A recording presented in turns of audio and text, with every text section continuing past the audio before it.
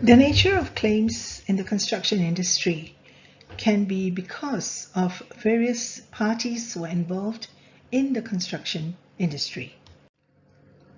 They normally arise because we have a number of parties. We have the contract administrator, we have the contractor, we have the main contractor and the subcontractor, nominated subcontractors, and of course the client.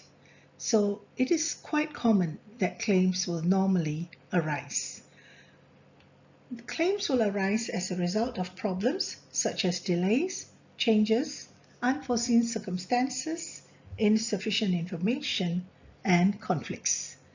They may be made for loss and expense, extension of time, liquidated damages, and so on.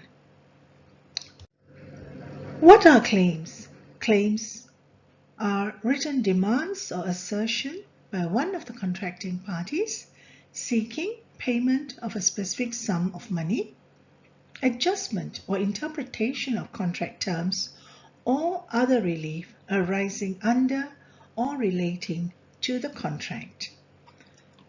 We will now continue with music so that you can enjoy listening to the music and taking in the nature of claims. Don't forget to like and subscribe. Thank you.